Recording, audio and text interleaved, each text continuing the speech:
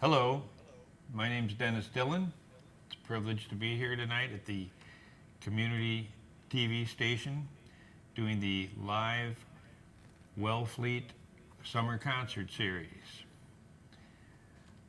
I'm going to start out with a Spanish-inspired tune. Tonight I'm going to be doing mostly original music, a lot of instrumental stuff. And I'm a luthier, which is a string instrument builder and also a guitar historian. And as you can see behind me, we have some interesting guitars here. And I have a little presentation I do called American Guitar Design and Evolution, a Musical and Historical Journey. So I'm going to present these various instruments and tell you a little bit about them and how the guitar evolved and changed through the years. Now the guitar as we know it is only about 200 years old. It arrived in about the 1840s from Spain, and it was similar to this instrument here, although this is a modern version of the classical guitar. And it has nylon strings. They used to be gut strings. It evolved from the French lute, which is a Renaissance period. And the modern guitar as we know it is basically designed, all the guitars you see come out of this original classical design. This one being modern, it has a cutaway in here, and it has a little bit narrower neck and an arched fretboard, which isn't traditional. Anyways, I'm going to start here with this song called Spanish Serenade, just kind of inspired by the Spanish guitar.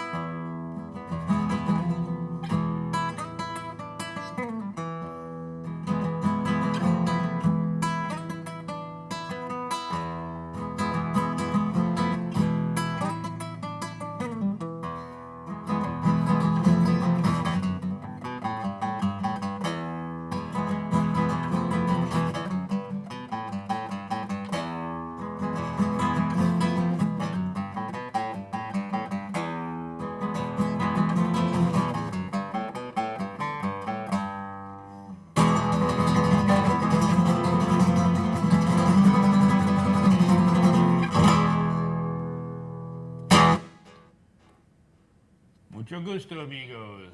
Muchas gracias. Here's a little morning tune I wrote with a little bit of Beatlesque inspiration. Goes.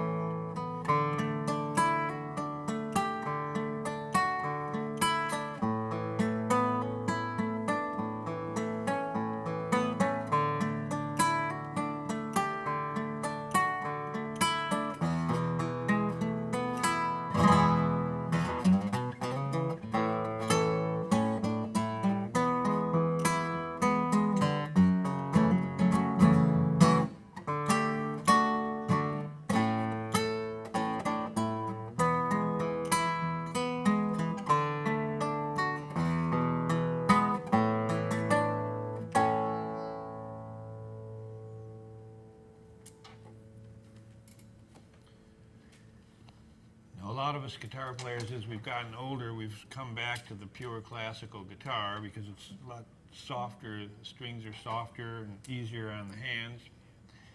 And tonight, all the instruments are being played purely acoustically. There's no wires, there's no pickups. So all the guitars that you're going to hear tonight are just the pure acoustic sound picked up by the microphones. Here's kind of a new anthem that I wrote. Starts out.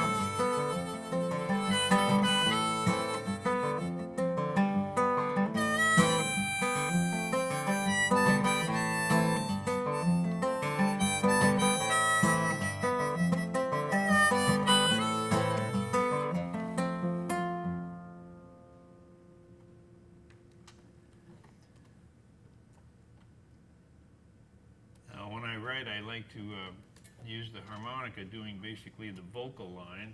I kind of like instrumental music and not to complicate things with lyrics. So the harmonica has a tendency to play what the melodic or vocal line would be. So that's the classical guitar.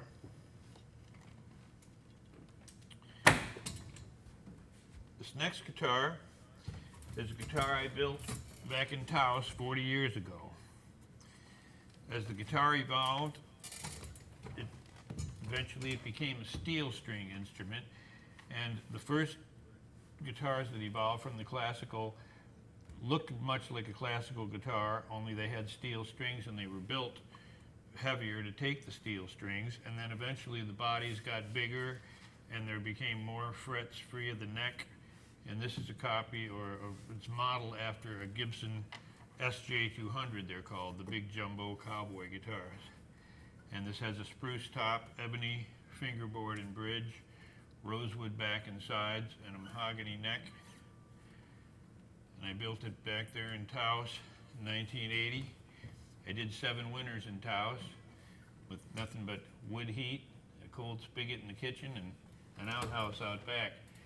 I remember when my father came to visit and he used that outhouse for the first time, he came up and said, "That you can have." So here's an original little blues number called Dogs Barkin' Blues, if there is such a thing as an original blues number, but this is them real blues, not them white boy blues. And you know when them dogs are barking, keeping you awake at night and stuff? It's really the owners are the problems, not the dogs. So here we go, little Dogs Barkin' Blues for you.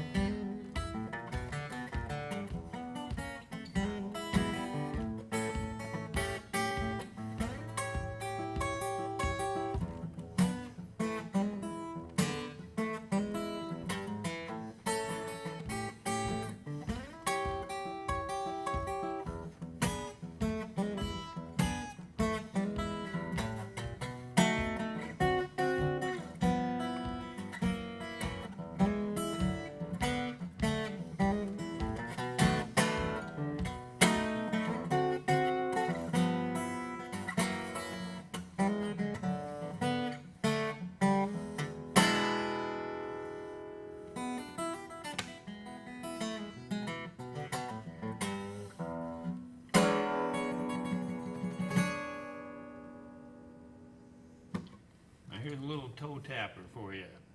Thing I wrote called Dill's Rag goes.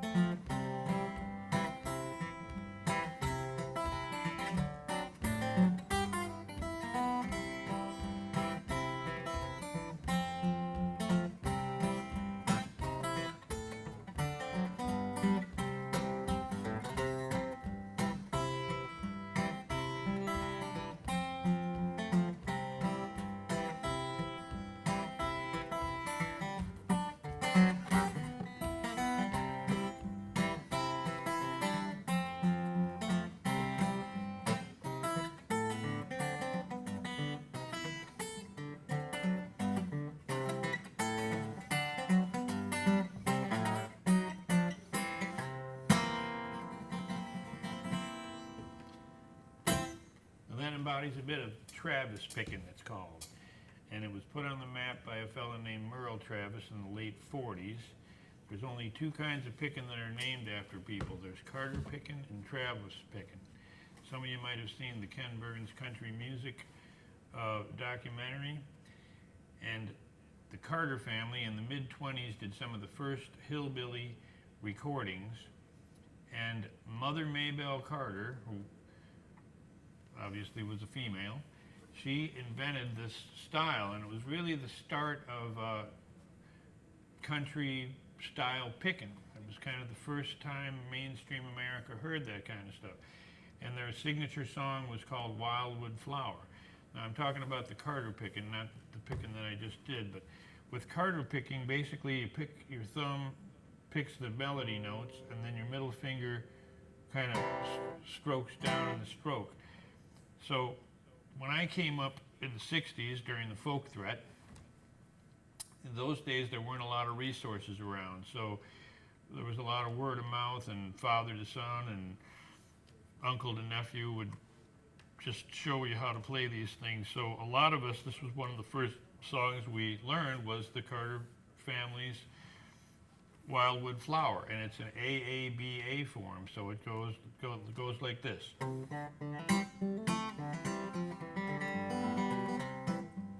Repeats. Now here's the B part. And then A repeats. So what does that mean? That means if you learn part A, you've learned 3/4 of the song, and then you can just learn part B, and you've learned a whole song. And within it, there's things called hammer-ons, like this, and pull-offs, the opposite of that. So you inadvertently learn kind of this basic accompaniment, basic country accompaniment. And it was also the first tune that you could learn with a flat pick. For those that learned with a pick, that you would just do it.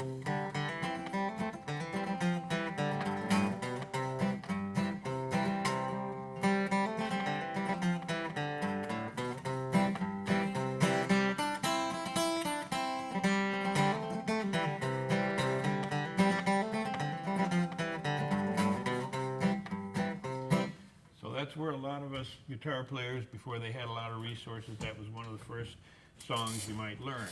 That's called Carter picking, but the real Carter picking is done with the fingers, combining that thumb and the middle finger. You didn't know you were going to get a guitar lesson here tonight too, did you?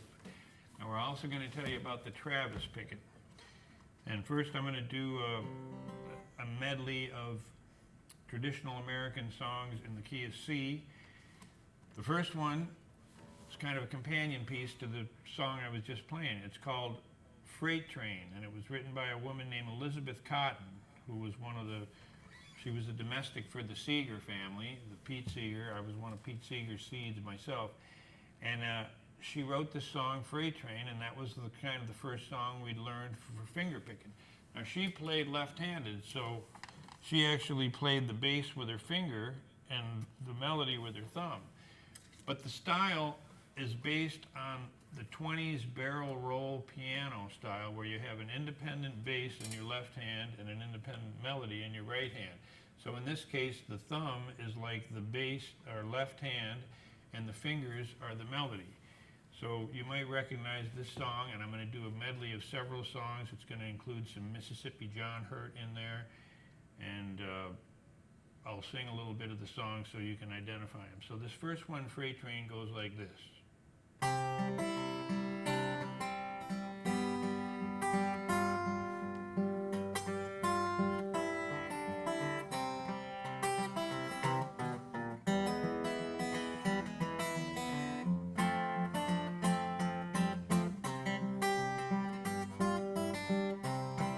melody is freight train, going so fast. Freight train, going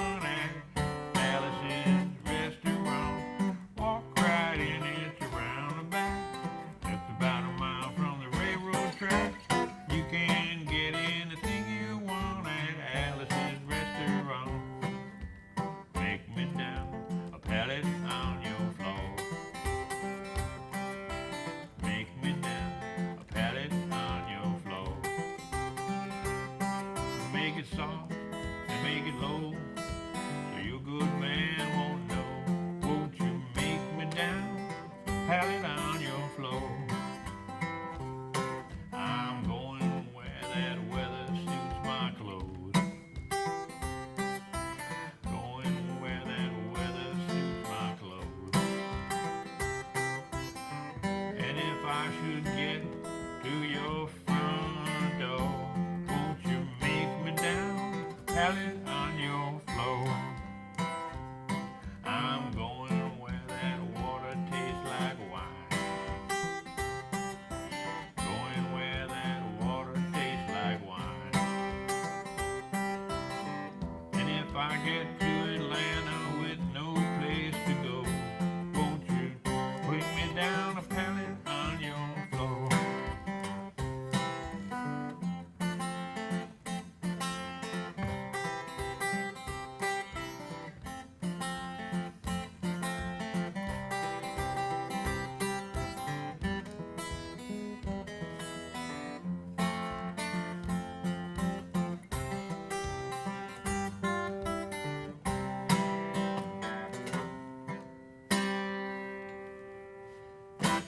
So that's a whole series of Americana finger picking for you with some Mississippi John Hurt thrown in there. He was another folk he discovered back during the folk threat. Well, Jimi Hendrix came along and took care of that, didn't he?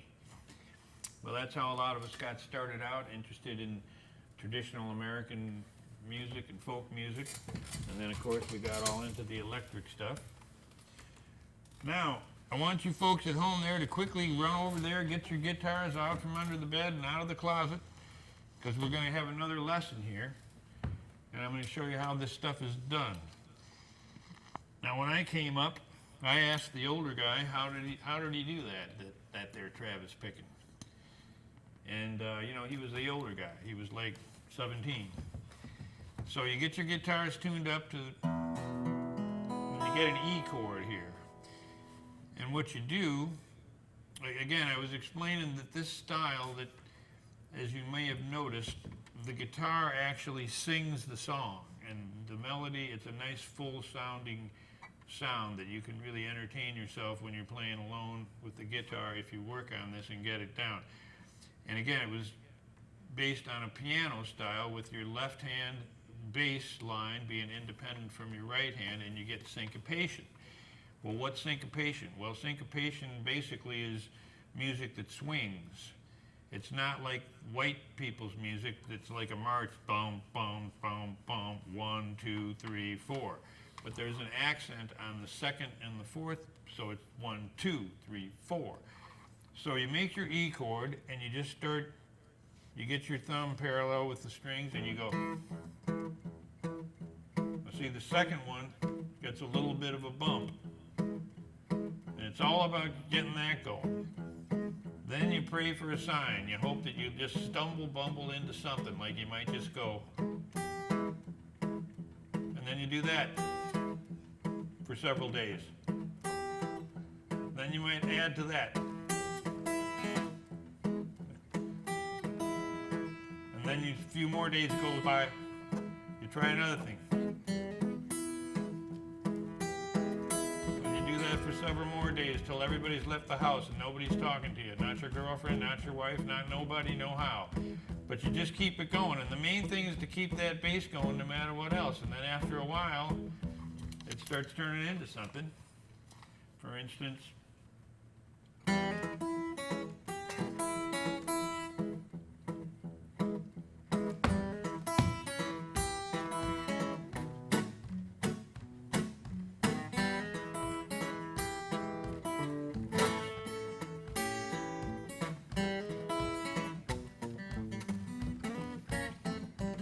this was a bluegrass thing that I converted for the purpose of teaching. Hear how we're hammering away? Just don't lose that bass, whatever you do.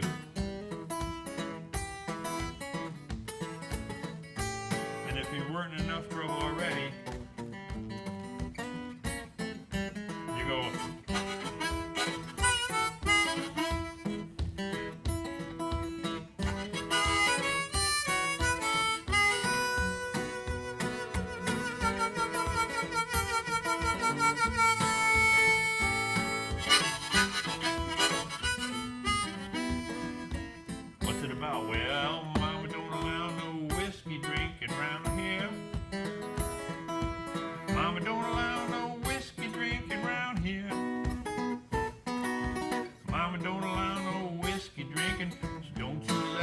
catch you stinking, 'cause mama don't allow no whiskey drinking round here.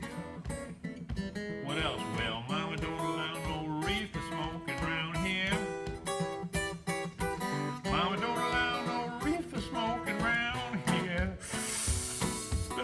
Mama don't allow no reefer smoking. Don't you let her catch you toking, 'cause mama don't allow no reefer smoking round here.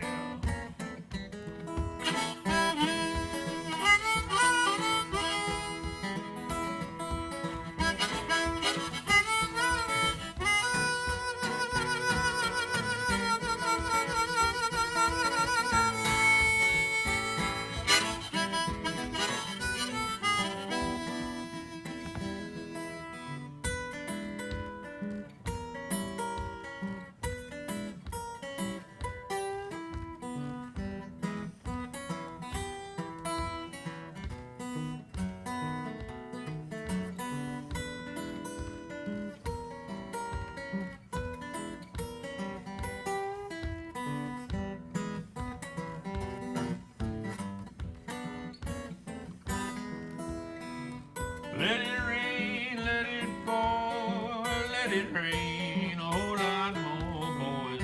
I got them deep river blues. Let that wind drive right on, let those waves sweep along, boys. I got them deep river blues.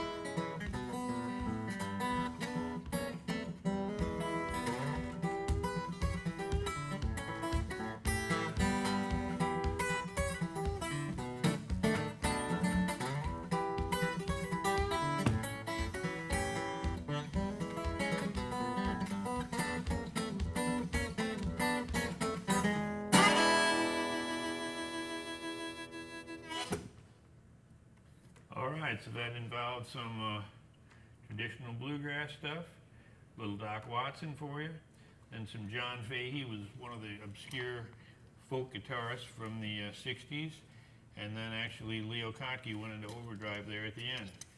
Kind of took the Fahey stuff and went bananas with it. So here's my current popular hit, the Perfect TV theme song. Might want to check my tuning a little bit as I torque down those strings a bit. Want to make sure we're...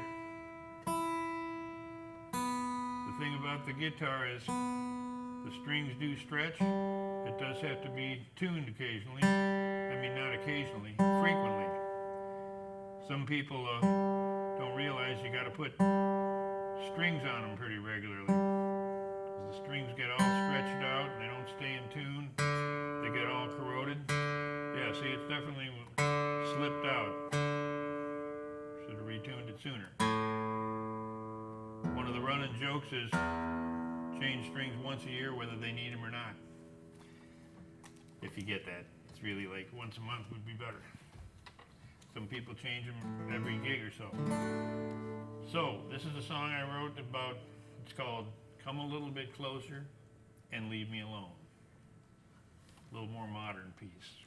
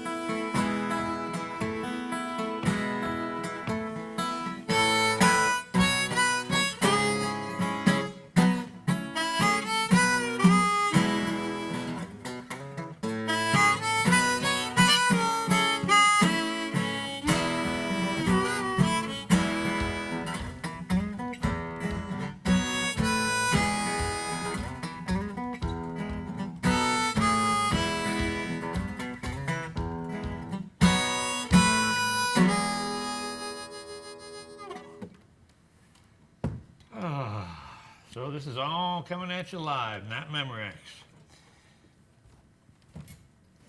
The big jumbo cowboy guitar. Hand built in Taos with nothing but a penknife and a chainsaw. Back then we were trying to build a new world, what can I say?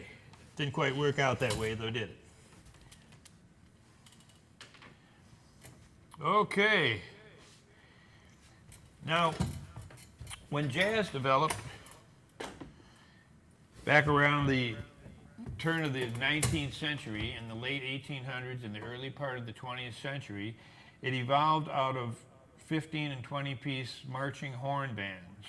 So there were lots of loud horns, and there was often bass, drums, and piano. So the subtle sound of the acoustic guitar really couldn't be heard in those situations. And it was just too quiet of an instrument. And that's where the banjo took over for some of the rhythmic chores. But the quality of tone of the banjo left something to be desired, and it didn't have much sustain. And so different inventors and musicians in the Los Angeles area were experimenting with different materials and designs for the guitar, and they were trying to mechanically generate a louder sound out of the instrument. Now, of course, this is prior to the electric guitar. So finally in 1926, a fellow by the name of John Dopiera, of Eastern European descent, invented what became known as the resophonic guitars. And this is exactly what the first instrument looked like in 1926. This is a national steel-bodied guitar. It's a national steel-bodied tricone resophonic guitar, style 1. Can you say that? I didn't think so. It really embodies the nice deco period of art with the lattice work here. And it has some radical materials in it. This is a cover plate, but this T-shape here covers a T-shaped cast aluminum bridge. And at each of the points of the bridge underneath this cover plate are these round resonator stamped aluminum cones. Aluminum at the time was a fairly new alloy. This body, I think, is a nickel-plated German silver. And this one has a square neck. Now, they did succeed in creating an instrument that had quite a bit louder sound, but what they really did inadvertently was they invented an instrument that sounded really good for glissando, as it's known in the Spanish, where you slide or slur from one note to the next. Can you say that? Glissando? Let me hear you say that. Glissando, that's very good. So the instruments themselves actually helped create a lot of the subgenres of slide guitar as we know today. And one of the things I do is distinguish the distinction, so to say, of these different resophonic guitars. So this is a very unique one, being the tricone resonator, and of course this is a pre-war one that somehow survived the metal drives during the war, and perhaps it was riding around in the trunk of a taxi driver, who knows. But they are being made again today, and you know, both in America and overseas, but accept no substitutes. This is the genuine article. This is a 1929 National steel-bodied resophonic guitar. And I have to wear this OSHA requirements protective gear. And I'm gonna get down here and play a little traditional bluesy kind of stuff for you. And oh, I guess I lost my harmonica.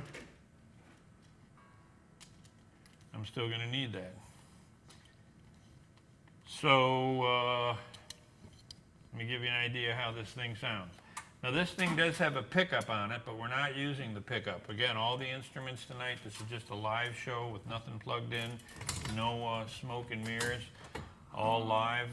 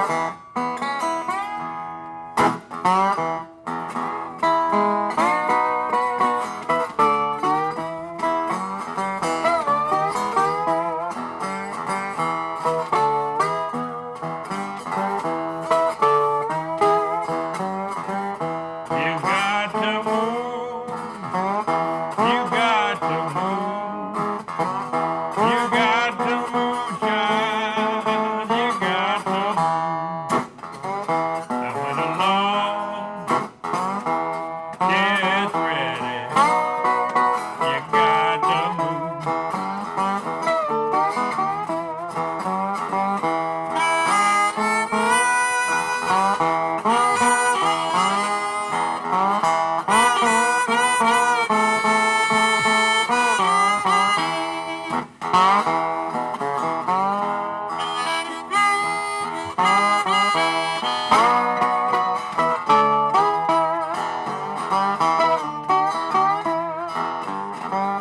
You may be high, you may be low, you may be rich, child, you may be poor.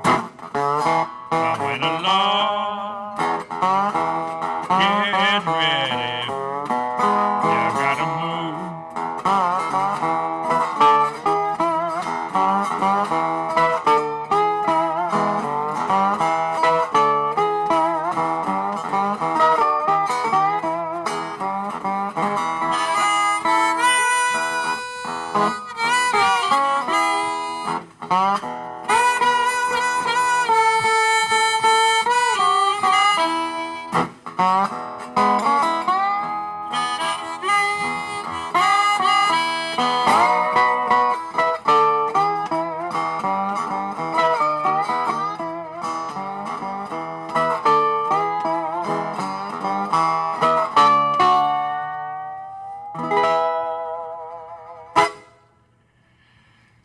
That was a Mississippi Fred McDowell song, put on the map pretty much by the Rolling Stones' Sticky Fingers album.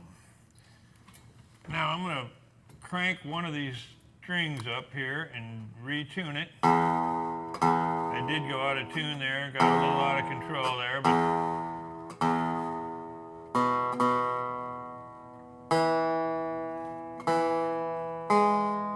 beating on it.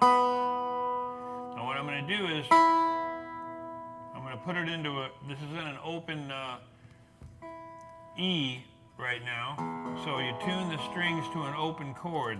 So this sound you're getting would be just as though I was taking a standard tuned guitar and made this E chord. It's the same sound, but I've got the strings cranked up, and I'm going to now tune one string up to a sixth note and give it a Hawaiian sound. I'm going to take this string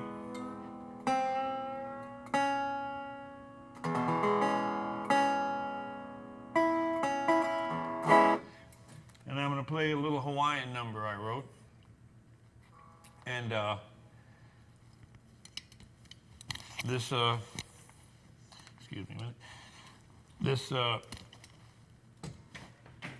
particular instrument was preferred by the Hawaiian players, and they actually had whole Hawaiian. There was a big demand for Hawaiian music after World War I, actually, and they had whole bands that had 15 or 20 of these steel-bodied instruments, and they also had mandolin, steel-body mandolins, and four-string tenor guitars, and it created this incredible surge of creative music by the Hawaiians, who really, you can get some of those recordings still from the 20s that are pretty amazing.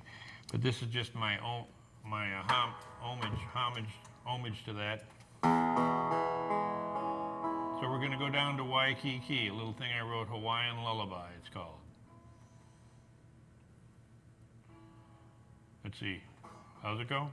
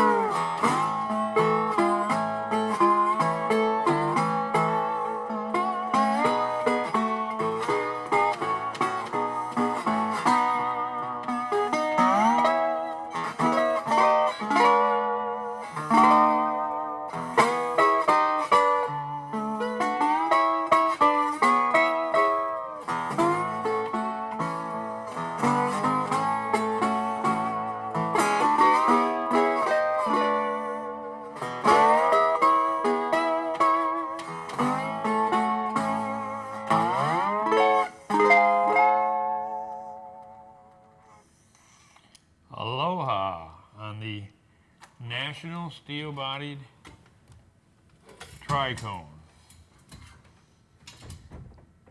Now the instrument itself evolved quite a bit, and as things happen, there was some disagreements in the company. It was under the National Steel moniker. And so the inventor, John Dupira, went on to create another instrument called the dobro. And this is also a resophonic guitar. Excuse me, resophonic guitar. It's a wooden-bodied resophonic guitar. It has a different type of resonator. And these are the instruments that you're going to hear in almost all the dobro, the dobro recordings. Excuse me, I must have a drink of water.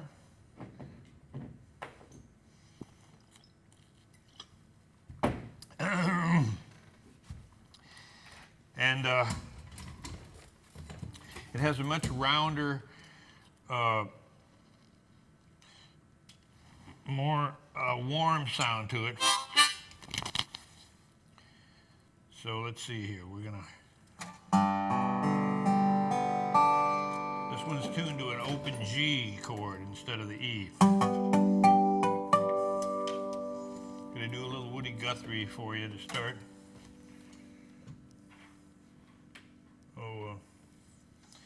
Okay, let's see.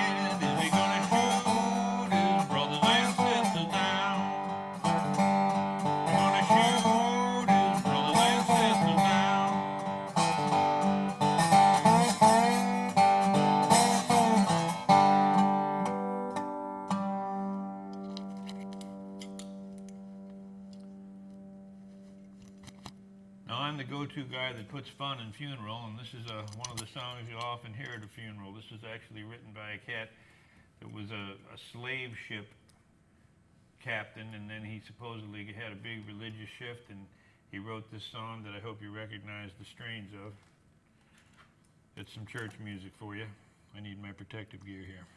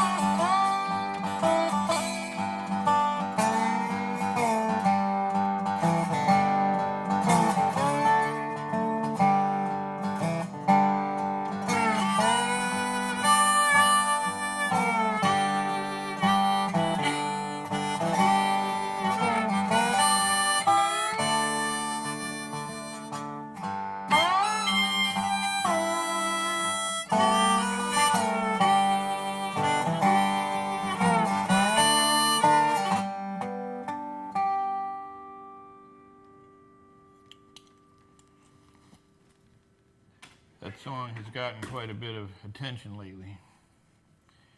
Now here's a little Sleepy John Estes tune.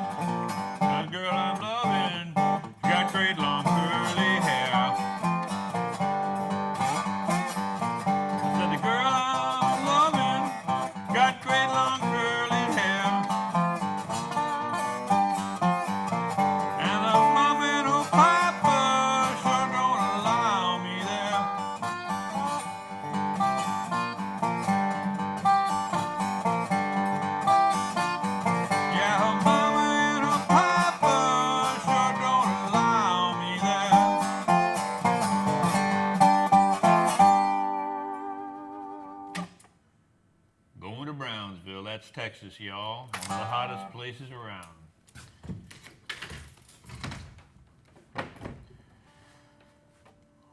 Well, just about getting to wrap it up here. I got just a couple more songs for you. And this is a beautiful instrument from the 30s. It's called an archtop or plectrum guitar. And you can see how the violin influenced the design of the guitar. The top is actually carved out of a thick piece of wood, hand carved like a violin, so it's carved this way. All the curves are carved into it, and it's gouged out from underneath. And the back is the same way. It's a maple back. Daniel Boone's gun stock maple there. And these are carved and assembled similarly to the violin, and these are called F-holes. And this shows how the violin influenced the guitar design. And these came around in the 30s, and they were used in the big bands and prior to the electric guitar. And some of the earlier electric guitars just put an electric pickup on these, before the actual solid body electric came around, mostly after World War II. So here's some more original stuff for you. A couple of songs, and we'll be wrapping it up here.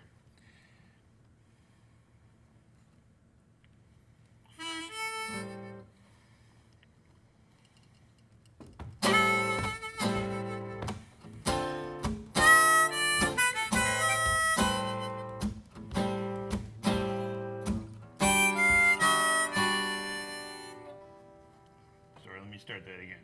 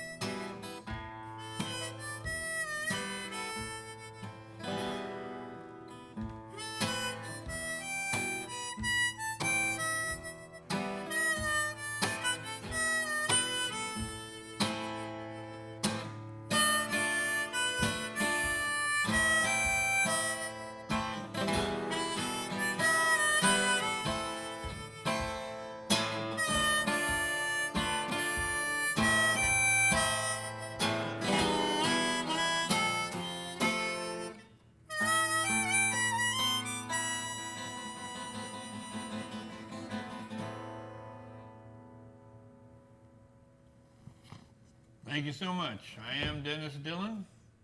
It's been a pleasure.